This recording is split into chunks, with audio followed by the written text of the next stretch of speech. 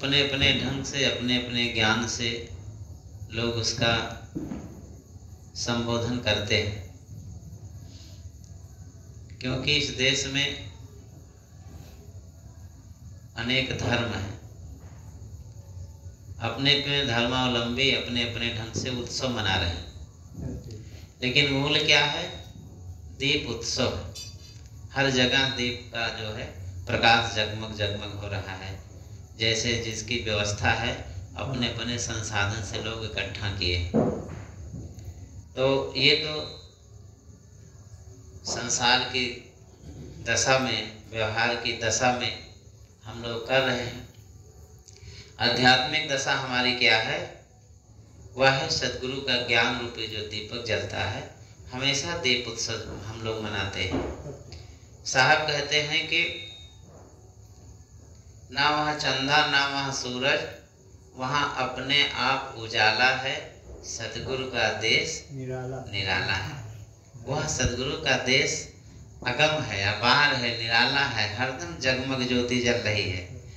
बस हमें आपको उस ज्योति के समक्ष कितने समय तक टिकना है, ये खुद की जिम्मेदारी है।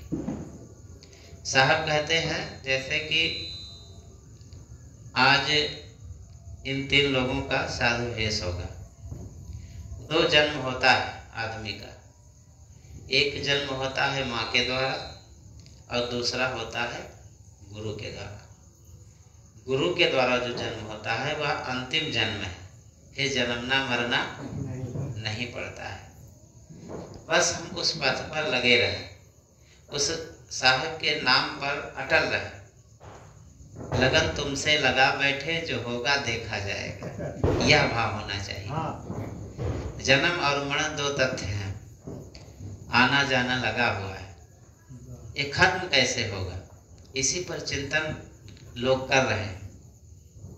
हमारे सद्गुरु कबीर साहब बहुत सरल सहज ढंग से बताते हैं कि गुरु को सिर पर राखिए, चलिए आज्ञा माय, कहीं कबीर का दास को 3 लोक भय नाय।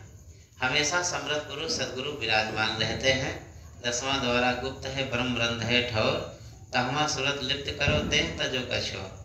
आप लोग भजन सुने होंगे। संत भये जग में भामरा, कमला जल माही। रवि ससिवो आकाश में, जल में परछाही, केतनो गोड़ियवा जलवा फेंकत है, रवि बाझत नहीं। इसका उदाहरण है कि जैसे नदी है, सरोवर में पानी भरा हुआ है और रवि सस, यानी रवि कहते हैं सूर्य को, सस कहते हैं चंद्रमा को। वो दोनों कहाँ हैं? आकाश में है। और उसकी परछाई कहाँ है? सरोवर में है। गोड़िया नाम जो मछुआरा होता है वो सोचता है ये कोई दिव्य फल है, कोई शक्ति है, इसको हम अपने जाल में फंसा लें।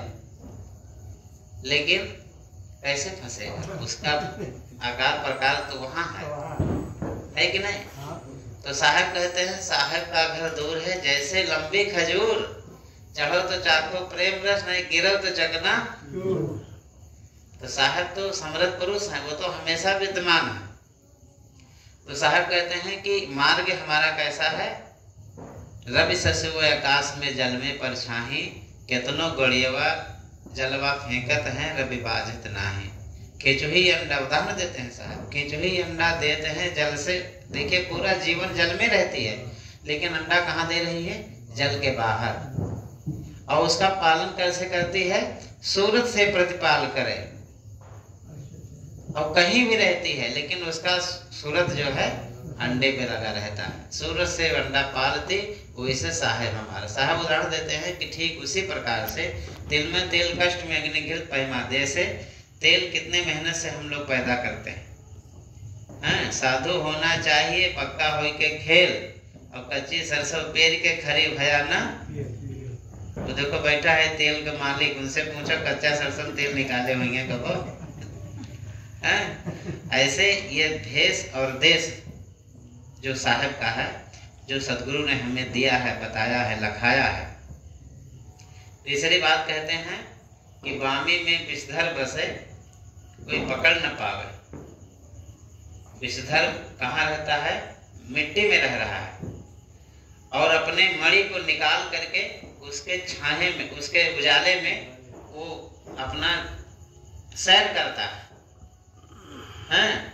ठीक इसी प्रकार से वह मणि हमारे अंदर है, सदगुरु ने हमें दिया है, और उसके छत्र छाया में जब हम रहेंगे, उसके रखवाले में रहेंगे, तो हमें कोई बाल बाका नहीं कर सकता है।